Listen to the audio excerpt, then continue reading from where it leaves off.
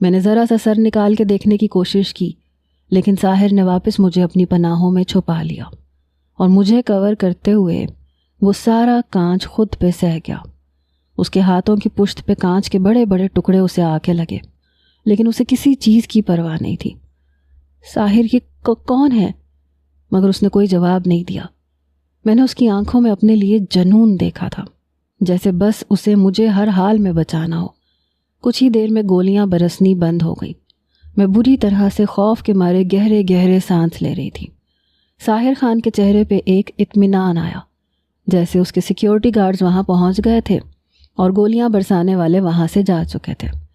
کوئی گھر کا دروازہ توڑ کے اندر آیا تھا۔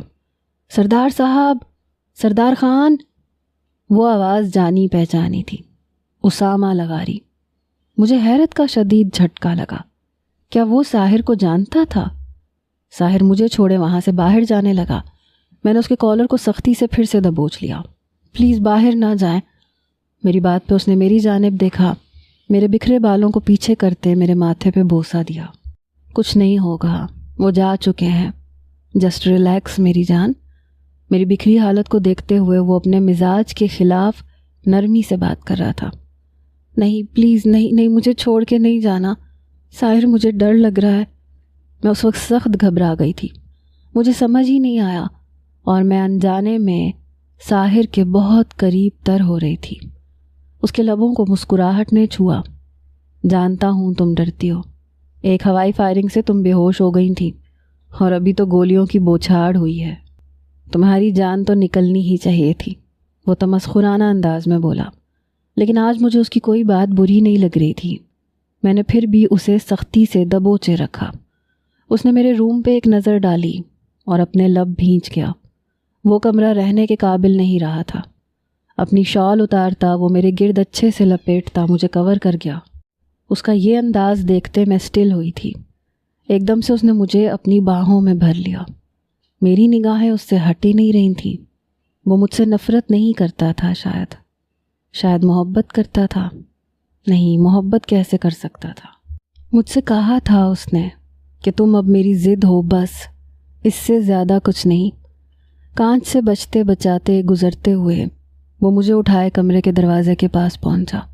سامنے ہی اسامہ لغاری صحن میں اپنے سیکیورٹی گارڈز کے ساتھ پہنچ چکا تھا۔ ساحر نے دھیرے سے مجھے نیچے اتارا۔ مجھے صحیح سلامت دیکھتا ہوا اسامہ اللہ کا شکر ادا کر گیا۔ تو یہ شخص ساحر کا جاسوس تھا۔ میں اسے بھائی سمجھتی رہی۔ ساحر سے بچنے کے لیے میں اسی کے جاسوس کی نظروں میں تھی۔ اف، یہ شخص کتنا چالاک تھا۔ میری پل پل کی رپورٹ اسامہ سے لیتا تھا۔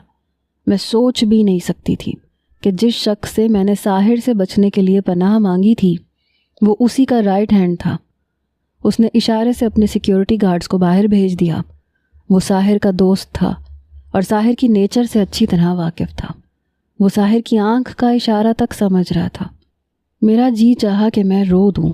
میں خود کو چالاک سمجھ رہی تھی، لیکن بے وقوف تھی۔ یقیناً اسی نے میری آمد کی خبر ساحر کو دی ہوگی۔ تو کیا سارا بھی اس میں شامل تھی؟ مجھے ان دونوں کا ایک دوسرے سے بے تکلفانہ بات کرنا بری طرح چبھ رہا تھا۔ سردار خان، آپ ٹھیک ہیں؟ اسامہ نے ساحر کے پاس آتے ہوئے دھیرے سے پوچھا۔ میں نے تیکھی نظر سے اسامہ کو دیکھا تو نظریں چرا گیا۔ ساحر نے اسے وہیں دور کھڑے رہنے کا اشارہ کیا۔ میرے گارڈز کہاں ہیں؟ اپنے ہاتھ سے کانچ کو کھینچ کے بے دردی سے نکالتا بنا کسی تاثر کے سرد مہری سے بولا، سردار خان، ان سب کو کسی نے موت کے گھاٹ اتار دیا، لیکن آپ بے فکر رہیں، جو کوئی بھی تھا زیادہ دیر بچ نہیں سکے گا، ڈھونڈ نکالوں گا میں اسے۔ اسامہ نے سخت لہجے میں ساحر سے کہا اور باہر نکل گیا۔ ساحر نے اگلے ہی پل دوسرا کانچ بھی کھینچ کے نکالا۔ خون شراٹے سے باہر نکلا۔ اس بار مجھ سے برداشت نہیں ہوا۔ ایک ڈاکٹر ہونے کے ناطے میں نے اپنے گلے میں پہنی شال کے اندر ہاتھ ڈال کر اپنا دوپٹہ نکالا اور اس کے زخم پہ رکھا۔ بے اختیار ساحر کی نظریں میرے سراپے پہ اٹھیں اور وہ ارد گرد کا ہوش بھلائے مجھے دیکھے گیا، جبکہ میں اپنی بکھری حالت سے بالکل لاپرواہ سی تھی۔ وہ ہمیشہ یہی کہا کرتا تھا کہ وہ صرف نام کا ساحر ہے، جبکہ میں حسن کی ساحرہ ہوں۔